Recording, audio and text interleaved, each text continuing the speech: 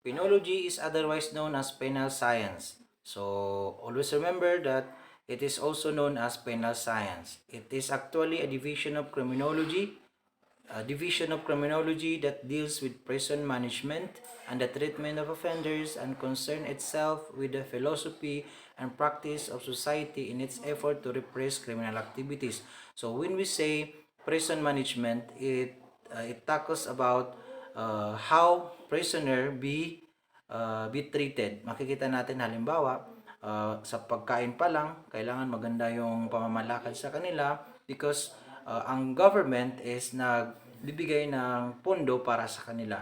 So, kung paano i-treat yung mga offenders na magkakaiba ng kaso, yung kakaiba ng ginawang kaso sa labas.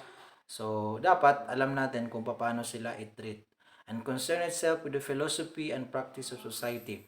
So, kaya nga meron tayong penal institution, sinasabing correctional facilities because we are going to correct, i-inculcate, i-reform yung taong gumawa ng krimen para paglabas niya sa kulungan is ma-reform na siya at saka maganda na yung gagawin niya sa labas ng society natin. I hope you are with me. So, penology has stood in the past and for the most part still stands for the policy of inflicting punishment on the offender as a consequence of his wrongdoings by correcting inmates or prisoners sa pamamagitan ng paglalagay sa kanila sa isang correctional facility, kulungan. So doon pa lang we have inflicted punishment.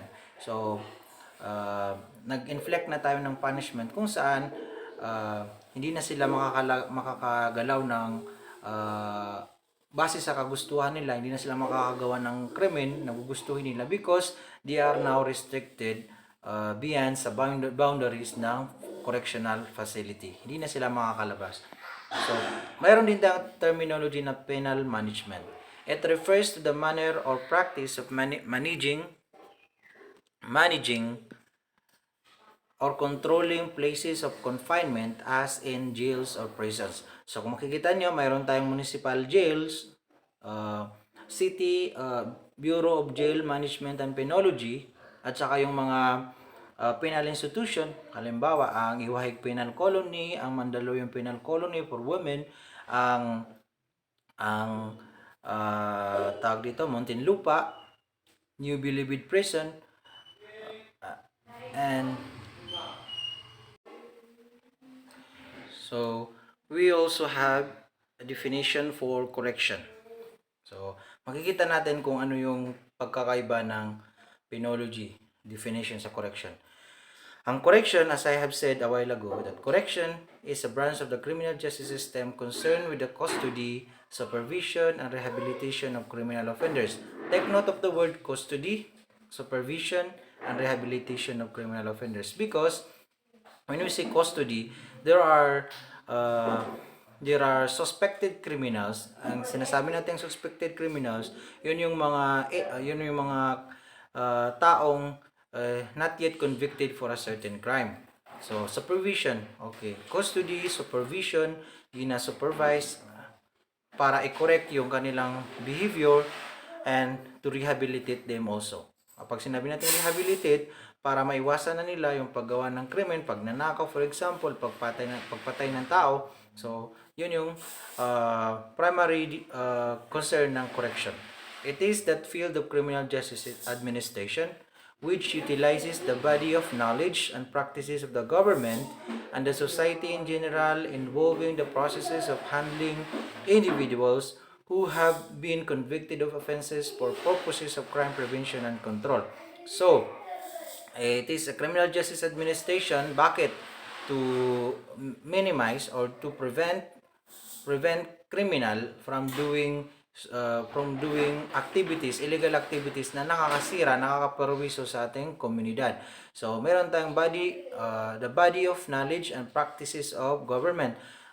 Kung bakit natin may ganyan, kung bakit may word na ganyan, it is because in order for us to enforce the policies, guidelines, and the system na meron ang government, so kinakailangan nating i-deter or i-prevent yung criminal offenders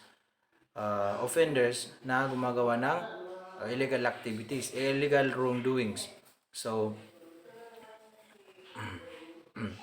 it is the study of jail, prison management, and administration as well as the rehabilitation and reformation of criminals.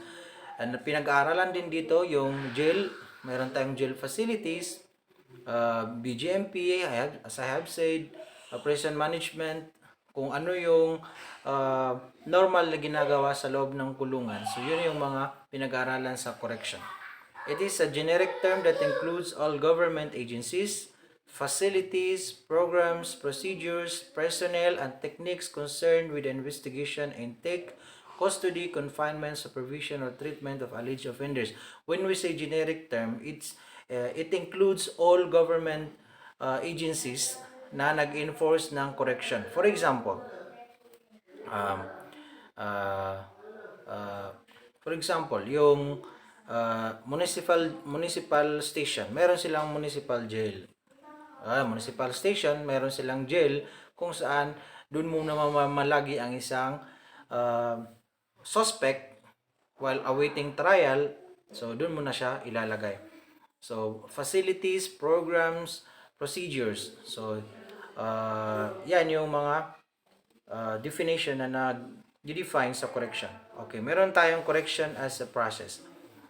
Refers to the reorientation of the criminal offender to prevent him or her from repeating his deviant.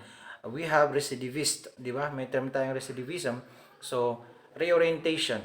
Pag sinabi natin reorientation, gagawin natin yung namulatan niya, for example, di ba, alam niyo na there are certain factors na nag-udyok sa isang tao para gumawa ng krimen. So, i-reorient natin siya kung paano niya maiwasan yon, ano yung mga posibilidad na pwedeng gawin niya para hindi na niya mabalikan yung criminal offense na ginagawa niya sa nakalipas. Okay. Repeating his deviant or delinquent action without the necessity of taking punitive actions, but rather the introduction of individual measures of reformation. So, as I have said, sinabi ko sa inyo kanina, unlike sa other countries, mayroon silang death penalties. So, dito,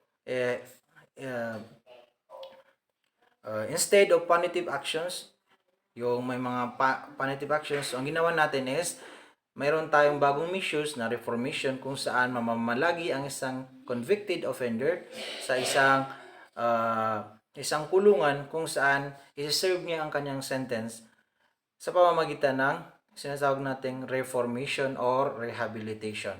So, di ba walang punishment na mahirap doon? Ang nangyari lang sa kanya doon sa kulungan is restricted yung galaw niya, hindi siya po pwedeng lumabas ng basta-basta. Ganun yung mga sinasabi nating process.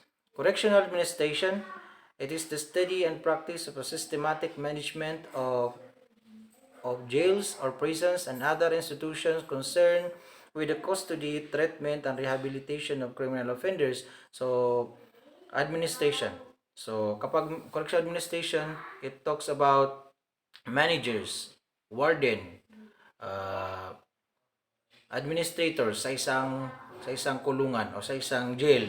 So sila ang primary concern nila is what is included, what is defined in the policies and procedures of the government given to the custody, treatment, and rehabilitation of criminal offenders must take on its effect. So kinakailangan natin yon i-practice. Okay. Number 2, mayroon tayong correction and the criminal justice system. So, alamin natin kung ano ang role ng criminal justice system sa pamamagitan ng correction. The criminal justice system is the machinery of any government in the control and prevention of crimes and criminality. It is composed of the pillars of justice such as the law enforcement pillar, which is the police, the prosecution pillar, the court pillar, the correction pillar, and the community pillar. So, in this time around, we are going to tackle more on about correction. So, to give you a uh, short discussion sa um, bakit napupunta ang isang kriminal sa isang kulungan. So, alam naman natin yan, ang trabaho ng police is to prevent and suppress criminal behavior. So, halimbawa kapag gumawa ng isang krimen ng isang tao, automatic huhulihin siya. Pag nahuli siya, gawan siya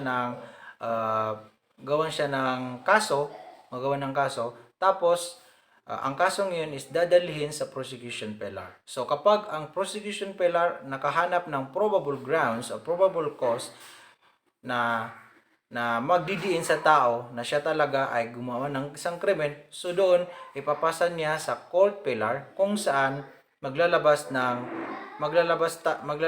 ang court pillar ng warrant of arrest for those criminal na hindi pa nahuli on time.